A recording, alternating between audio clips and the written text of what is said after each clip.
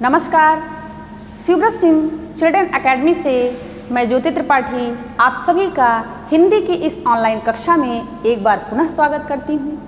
बच्चों, व्याकरण के क्रम में आज का जो हमारा शीर्षक है वह है समास। आज हम समास प्रकरण पर विस्तृत चर्चा करेंगे। समास क्या है, समास के कितने भेद हैं, समास की भाषा में उपयोगिता क्या है, क्यों आवश्यक है व्याकरण के तहत समास का अध्ययन, इन सभी पहलुओं पर हम क्रमवार चर्चा करेंगे। तो आइए शुरुआत करते हैं। सबसे पहले जो हमारा प्रकरण है समास, सबसे पहले हम यह जानेंगे कि समास है क्या। समास शब्द का अर्थ क्या है? तो यदि हम बात करें समास शब्द के अर्थ की, तो समास का अर्थ है संयोग या संक्षिप्तीकरण। संयोग या संक्षिप्तीकरण। अब संयोग या संक्षिप्तीकरण दो शब्द हमें मिला, तो सबसे पहले हम जानेंगे कि यहाँ पर संयोग और संक्षिप्तीकरण का हम किस अर्थ में बात कर रहे हैं, अर्थात यहाँ संयोग और संक्षिप्तीकरण का मतलब क्या है, भाषा में किस बिंदु पर संयोग और संक्षिप्तीकरण की चर्चा हो रही है, अर्थात कहाँ यह आवश्यक है। तो इसके लिए जब हम इसे विस्तृत रूप से जानेंगे कि संयोग और संक्षिप्तीकरण आखिर भाषा में है क्या, तो उसके क्रम में हम आपको बताना चाहेंगे कि यहाँ पर संयोग और संक्षिप्तीकरण से तात्पर्य यह है कि भाषा की संक्षिप्तता, भाषा की संक्षिप्तता, अर्थात यहाँ पर जो हम संक्षिप्तीकरण की बात कर रहे हैं वह भाषा में संक्षिप्तता की बात कर रहे हैं कि भाषा को संक्षिप्त करने की जो प्रक्रिया है वह क्या है, समास है। अब यदि हम बात करें कि संक्षिप्तीकरण की, तो भाषा में संक्षिप्तीकरण आवश्यक क्यों है, ऐसी क्या आवश्यकता है जिसकी वजह से भाषा में समास शब्दों का महत्वपूर्ण योगदान है। तो उसके लिए हम आपको एक बहुत ही साधारण उदाहरण बताना चाहेंगे कि जैसे यदि हमें हनुमान जी के मंदिर जाना है और हमें समास की जानकारी नहीं है, हम समस्त पद नहीं जानते हैं कि क्या है, तो आप यह सोचिए यदि हमें समास का ज्ञान ना हो तो उस दशा में हमारी भाषा कैसी होगी। हमारी भाषा कुछ इस प्रकार होगी कि आज हम महान है जो वीर उनके मंदिर जाएंगे। इसका तात्पर्य यह है कि महान है जो वीर अर्थात महावीर हनुमान। यदि हमें समास का ज्ञान होगा तो हम सीधे सीधे यह कहेंगे कि आज हम हनुमान मंदिर जाएंगे। अब इस एक छोटे से उदाहरण से आप यह समझ सकते हैं कि भाषा में समास की उपयोगिता क्या है। यदि हमें समास का ज्ञान नहीं होगा तो भाषा हमारी कैसी होगी। ऐसी दशा में आप यह सोचिए कि जब हमें समास की जानकारी नहीं थी तब हम कैसी भाषा का प्रयोग करते रहे होंगे।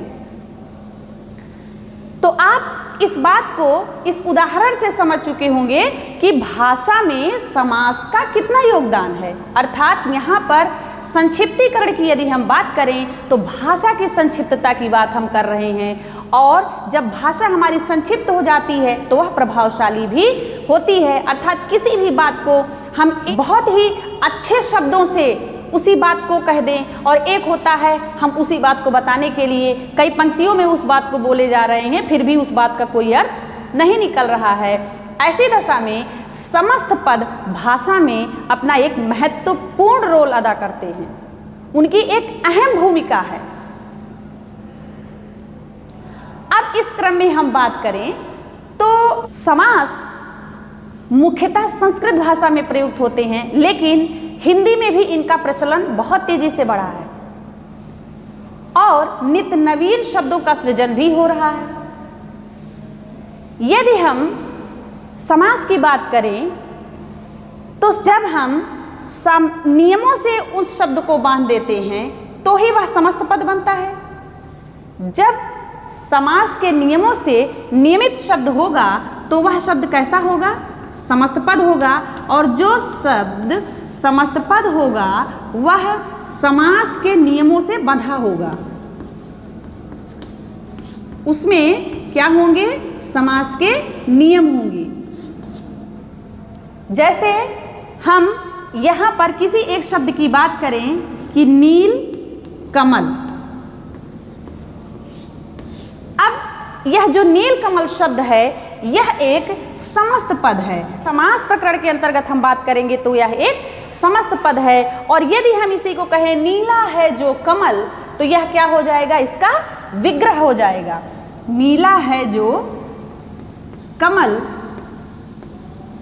यह क्या हो जाएगा? विग्रह, अर्थात समास विग्रह। तो नीला है जो कमल यह समास विग्रह और नील कमल यह क्या है? समस्त पद। अब समस्त पद क्या है? यह समास के नियमों से बंधा हुआ है, अर्थात इसमें समास के नियम हैं। और यह विग्रह जो है यहाँ पर इस पद के अर्थ को समझाने का प्रयास किया गया है कि नीला है जो कमल। इस अर्थ के आधार पर हम यह समझ पाएंगे कि इस समस्त पद का अर्थ क्या है। अब यदि इसमें पदों की बात करें तो यहाँ पर हमें समस्त पद में यदि हम बात करें तो इसमें दो पद होते हैं। दो पद में कौन कौन से हैं? पूर्व पद और उत्तर पद। पूर्व पद और उत्तर पद। अब पदों की संख्या दो है, पूर्व पद और उत्तर पद। अब पूर्व पद क्या है हम इसी उदाहरण से समझने का प्रयास करेंगे। यहाँ पर हमने लिखा है नील कमल, तो यहाँ यदि पूर्व पद की बात हम करें तो नील और उत्तर पद की हम बात करें तो क्या है? कमल, नील कमल।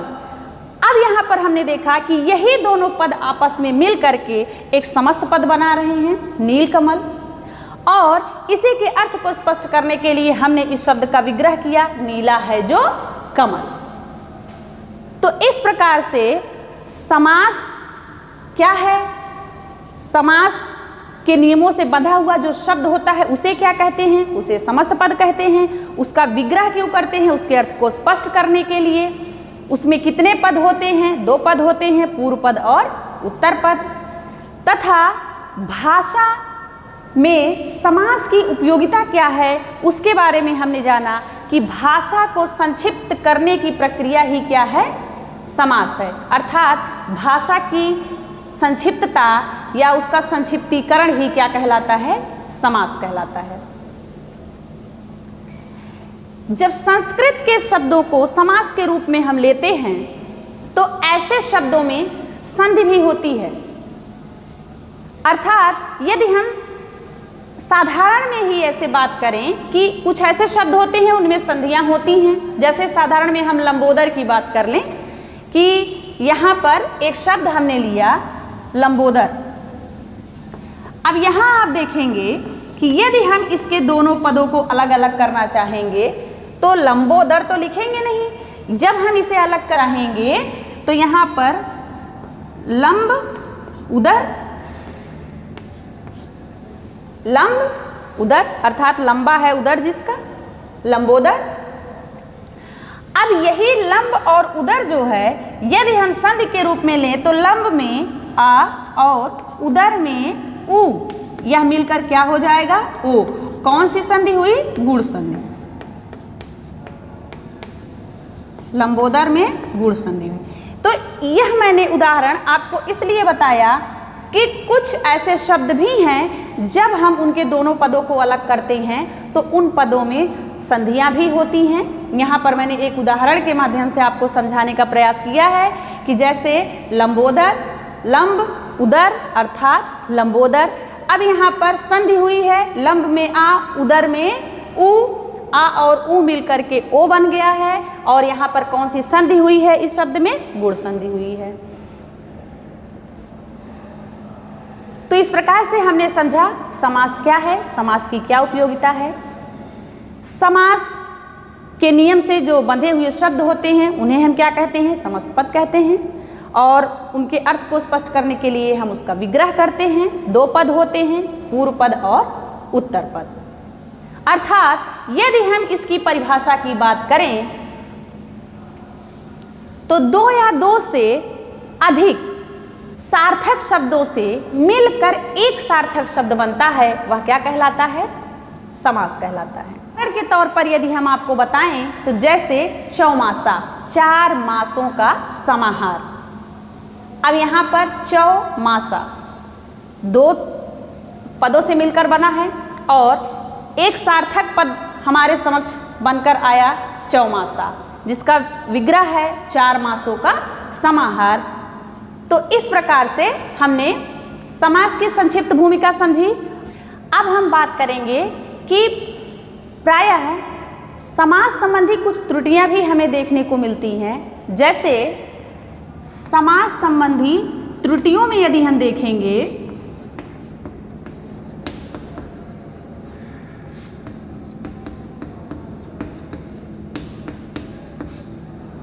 तो समास संबंधी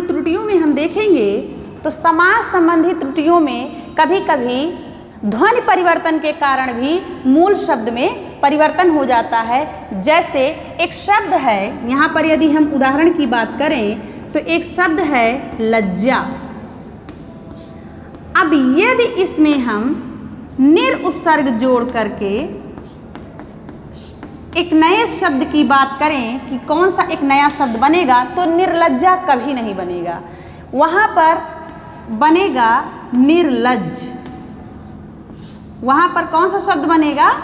निर्लज्ज। तो यहाँ पर आपने देखा कि लज्जा शब्द था, ये मूल शब्द है, और इस मूल शब्द में जब हमने निरुपसर्ग को जोड़ा और इसके बाद जो नया शब्द बना वह बना निर्लज्ज। अर्थात ध्वनि परिवर्तन के कारण भी कभी कभी कुछ शब्द ऐसे हैं जिनमें हमें त्रुटियां देखने को मिलती हैं। इसलिए यहाँ हमें थोड़ी सावधानी की आवश्यकता है कि यहाँ हम ऐसे शब्दों पर विशेष ध्यान देंगे।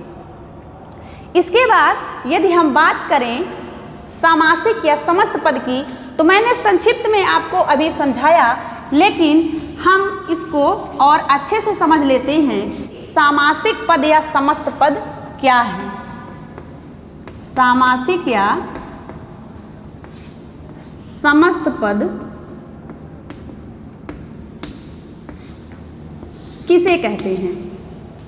अभी मैंने आपको बताया कि सामासिक या समस्त पद वही हैं जो समास के नियमों से बंधे हों, अर्थात ऐसे शब्द जिनमें उन शब्दों का अर्थ प्रकट करने वाले प्रत्यय और शब्दों का लोप हो, ऐसा शब्द क्या है? समस्त पद या सामासिक शब्द। जैसे उदाहरण के तौर पे यदि हम देखें तो राजकुमार। अब राजकुमार यह शब्द क्या है? यह है समस्त पद या सामासिक पद। यदि हम विग्रह की बात करें तो इसके अर्थ को स्पष्ट करने के लिए हम यहाँ बताएंगे राजा का कुमार। अब यहाँ पर यह जो विग्रह इसका किया गया राजा का कुमार, यहाँ इसके अर्थ को स्पष्ट करने के लिए ऐसा लिखा गया, लेकिन जब हम इसको नियम में बांधेंगे तो वहाँ से यह जो है अर्थ प्रकट करने वाला या जो शब्द है वह हट करके राजकुमार हो जाएगा, जो कि मैंने आपको बताया कि ऐसे शब्दों और प्रत्ययों का लोप हो जाएगा जो कि उस शब्द के अर्थ को प्रकट करने के लिए प्रयुक्त होते हैं। तो यहाँ पर राजा का कुमार के तहत हम देखेंगे कि यहाँ इसका लोप होकर के राजकुमार शब्द बनेगा, जो कि एक समस्त पद है। और यदि हम बात विग्रह की करें तो मैंने विग्रह के बारे में आपको बताया कि उस शब्द का अर्थ प्रकट करने के लिए हम उसका विग्रह करते हैं, अर्थात दोनों पदों को तोड़ते हैं। तोड़ने की जो प्रक्रिया है उसे हम कहते हैं विग्रह। यहाँ पर उदाहरण के तौर पर आप इस शब्द के विग्रह से समझ सकते हैं, जैसे राजकुमार तो राजा का कुमार। अब इसके बाद हम बात करेंगे कि समास के कितने भेद हैं। तो आइए हम जानते हैं कि समास के भेदों की संख्या कितनी है।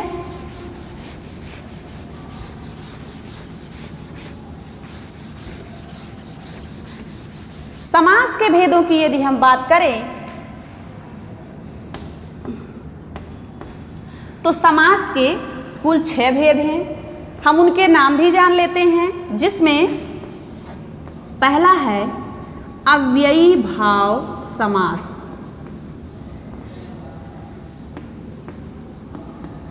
दूसरा है तत्पुरुष समास,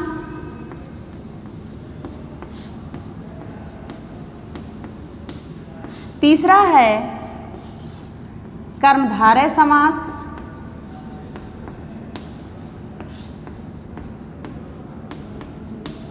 चौथा है द्विगु समास,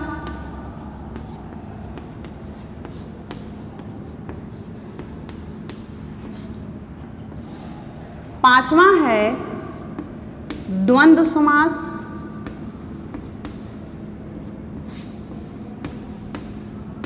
और अंत में जो छठा समास है वह है बहुव्रीहि समास।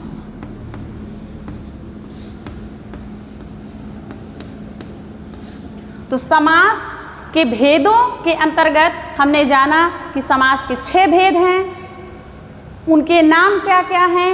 अव्ययी भाव समास, तत्पुरुष समास, कर्मधारय समास, द्विगु समास, द्वंद्व समास और बहुव्रीहि समास। तो आइए हम एक एक भेद का क्रम से अध्ययन करते हैं। सबसे पहले अव्ययी भाव समास। सबसे पहले हम जानेंगे कि अव्ययी भाव समास किसे कहते हैं।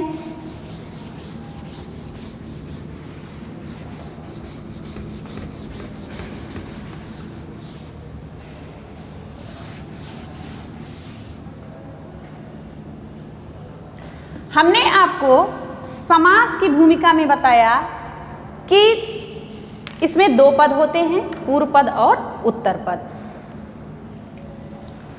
तो यहां पर हम देखेंगे ऐसा समास जिस समास का पूर्व पद अव्यय हो।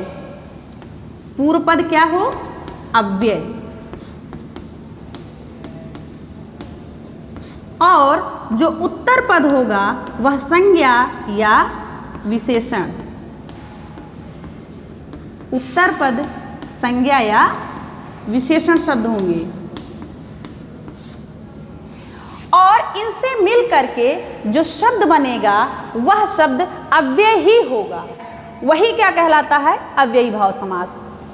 यदि हम संस्कृत की बात करें तो संस्कृत में पहला शब्द अव्यय और दूसरा शब्द अर्थात पूर्व पद अव्यय और उत्तर पद संज्ञा या विशेषण ही होता है। परंतु यदि हम हिंदी की बात करें तो प्रायः उत्तर पद संज्ञा ही होता है। ऐसा प्रायः होता है, हम ये नहीं कह सकते हैं कि हर शब्द में ही होता है, लेकिन प्रायः ऐसा होता है। अब यहाँ पर यदि हम उदाहरण की बात करें, जैसे यथा शक्ति, हर संभव,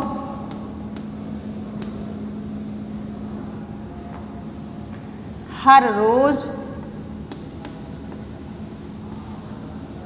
बेशक इत्यादि जो शब्द हैं यह सभी अव्ययी भाव समास हैं। अव्ययी भाव समास में फारसी के शब्द अधिक मिलते हैं, जैसे हर रोज, बेशक, बेफिक्र। इस प्रकार के जो शब्द हैं वह अव्ययी भाव समास में प्रयुक्त होते हैं और फारसी भाषा के शब्द अधिक से अधिक मिलते हैं। इसके बाद अब हम तत्पुरुष समास के बारे में जानेंगे कि तत्पुरुष समास को कैसे पहचानेंगे।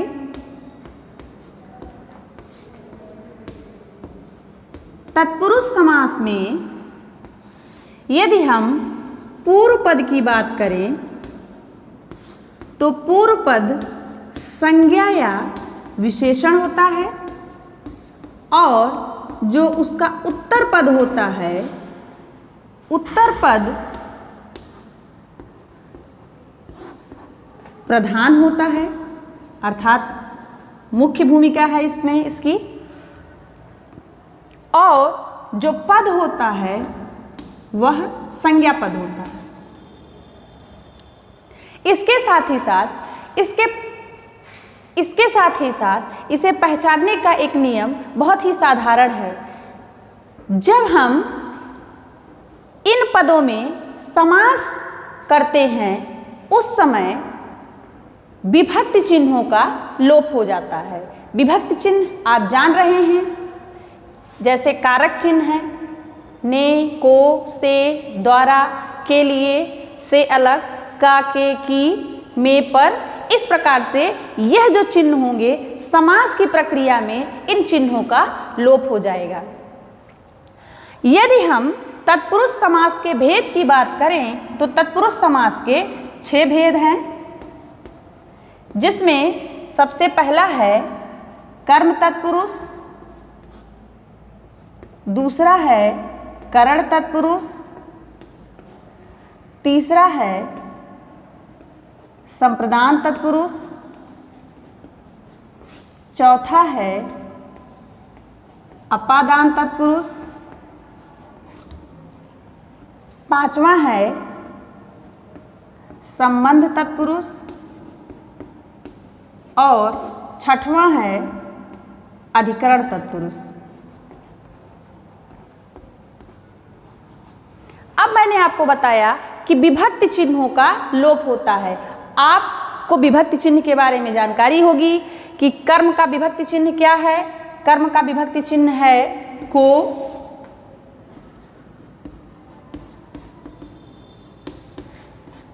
करण का विभक्ति चिन्ह से, द्वारा, संप्रदान की विभक्ति चिन्ह के लिए, अपादान से अलग, संबंध, का, के, की,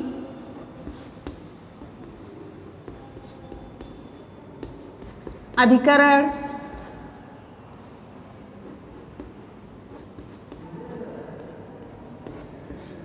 में, पर। इस प्रकार से आपने देखा कि मैंने आपको जो बताया कि विभक्ति चिन्हों का लोप होता है, आपकी जानकारी के लिए मैंने यहाँ पर विभक्ति चिन्हों को भी लिख दिया है, ताकि जब हम उदाहरण के तौर पर आपको वह शब्द बताएं तो आप उसके विग्रह के तहत आसानी से समझ सके कि किस प्रकार से विभक्ति चिन्ह का लोप हो रहा है और कैसे शब्द हैं जिनमें इन विभक्तियों का लोप हो रहा है। तो आइए अब हम उदाहरण के तौर पर शब्द देखते हैं कि किस प्रकार से शब्दों में समास की प्रक्रिया के समय विभक्ति चिन्हों का लोप होगा। जैसे एक एक उदाहरण के तौर पर हम समझेंगे। यदि हम कर्म तत्पुरुष की बात करें तो शरणागत। अब यदि इसकी विग्रह की बात हम करेंगे तो शरण को आगत या शरण को आया हुआ। अब यहाँ पर आपने देखा कि इसमें जो विभक्ति चिन्ह है वह है को और इसका लोप हो गया है। इस आधार पर आप यह जान सकते हैं कि तत्पुरुष के अंतर्गत इस शब्द में कर्म तत्पुरुष है। दूसरा उदाहरण यदि हम देखें करण तत्पुरुष का तो रेखांकित। यदि हम इसके विग्रह की बात करें तो रेखा से अंकित। अब यहाँ पर आप देखेंगे कि इसमें विभक्ति चिन्ह से। अब से आपको दो विभक्तियों में मिलता है, एक करण और एक अपादान। आपको इस बात का ध्यान रखना है कि जहाँ पर माध्यम से जुड़ा होगा वहाँ पर से या द्वारा अर्थात वह करण तत्पुरुष है, और जहाँ पर वह माध्यम से अलग हो रहा है वहाँ पर से अलग अर्थात वह अपादान तत्पुरुष होगा। जैसे रेखा से अंकित, यदि कोई चीज रेखा से अंकित हो रही है तो अर्थात वह रेखा से जुड़ी हुई है, उसमें रेखा से अलग नहीं हो रही है। इसलिए यहाँ पर रेखा से अंकित यह करण तत्पुरुष के अंतर्गत आएगा। अब हम यदि तीसरा उदाहरण देखें कि संप्रदान तत्पुरुष के लिए, तो संप्रदान तत्पुरुष के लिए हम उदाहरण ले रहे हैं राह खर्च। अब यदि हम इसके विग्रह की बात करें तो इसका विग्रह हो जाएगा राह के लिए खर्च। अब यहाँ पर आपने देखा कि यदि इसमें विभक्ति चिन्ह की बात की जाए तो इसमें विभक्ति चिन्ह के लिए है, जो कि मैंने अभी आपको बताया कि के लिए चिन्ह किस में होता है, वह होता है संप्रदान तत्पुरुष में। तो इस प्रकार से आप आए हुए शब्दों में समास की पहचान कर सकते हैं। आइए इसके बाद के भी हम उदाहरण देख लेते हैं।